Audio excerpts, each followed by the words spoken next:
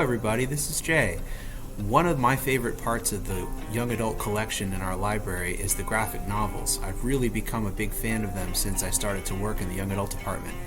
And I'd like to just briefly highlight 5 graphic novels in our collection that are connected to World War II, and they really bring these stories to life to help you visualize them and experience them for yourselves, even though World War II, of course, happened before all today's young adults were born, and even your young adult librarians were born after World War II.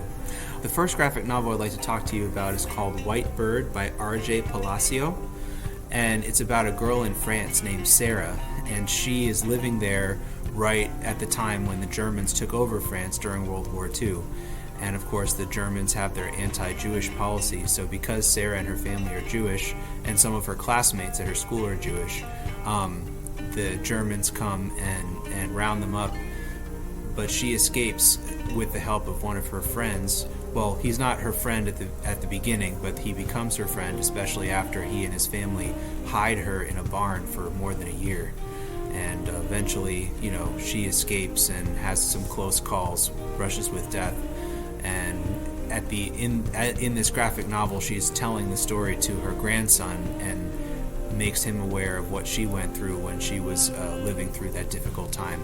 The second book I'd like to tell you about is called The Faithful Spy by John Hendrix, and it's a pretty detailed account of the real-life person named Dietrich Bonhoeffer, who was a pastor in Germany during the World War II era, or before during the World War II era, and then actually at the end, near the end of World War II, he was captured and executed because he was involved in a plot that some people had to try to assassinate Hitler to hopefully bring the war to an end because he had amassed so much power.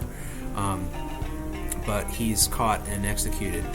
But it's more than just that. It's also showing you the story of how his beliefs changed as the war went on, and as he realized that his Christian faith was not just allowing him to stand back and feel sorry for the people who were suffering, but that if he really wanted to follow his convictions, he would need to go in and suffer with them, and that's what he did. So it's a great biographical graphic novel. This one's called Ichiro by Ryan Inzana, and the whole graphic novel is not all about World War II, but there is a part in which the Japanese-American grandson is visiting his Japanese grandfather, and he starts to wrestle with these moral questions of the actions of the Japanese in the United States during World War II, especially the bombing of Hiroshima. And it leads him into learning about the origin story of Japan through this magical shape-shifting raccoon called the Tanuki. And so it becomes kind of a fantasy when the Tanuki leads him down this hole in the ground to this magical land area where the gods of the birth of Japan are, following the story of Shinto. So it's pretty interesting intersection of the real life and these ancient stories about the foundation of Japan.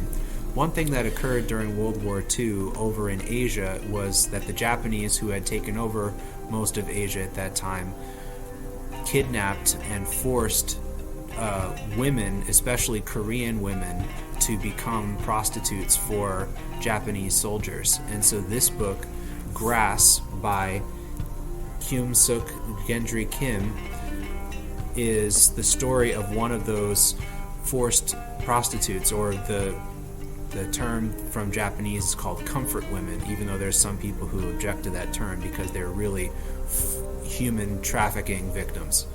But anyway, in Grass, this comfort woman, a Korean woman who's now an old woman named Lee Ok-soon, talks to this artist named Keum Gendry-Kim about her experiences as a comfort woman. And it's very haunting. It's full of accounts of rape and murder and just sadness and desolation and being all alone and unhappiness and life beyond control. It's a very powerful book. Definitely parts of it were very hard to read, but it tells a necessary story of one part of World War II that hasn't been well publicized because the Japanese government is very ashamed of having acted this way. Even 70, 75 years later, it's still a point of controversy. So anyway, Grass gives you an inside look at one of these many women who were forced to work in this way.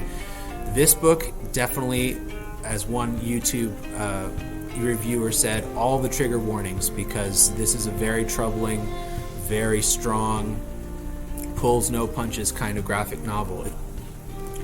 Now, this one is called They Call Us Enemy by George Takei, and he's famous because he played Sulu on the original Star Trek series. But when he was a young boy, he was taken to an internment camp for Japanese Americans. And he tells the story in this book of how he and his parents were forced to live in an internment camp during World War II. And how just now, in the last few years, has the government of the United States done any official recognition that this was wrong.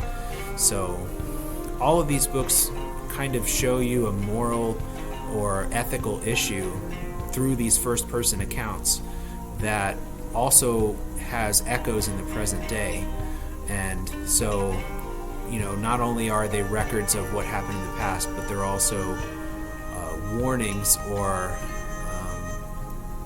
just awareness of what could still happen, because the evil that was unleashed during World War II in many forms is still around today and has the potential to burst forth again.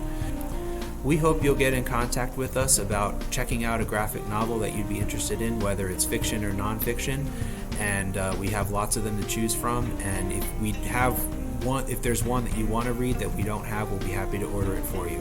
So keep reading, and we'll see you later.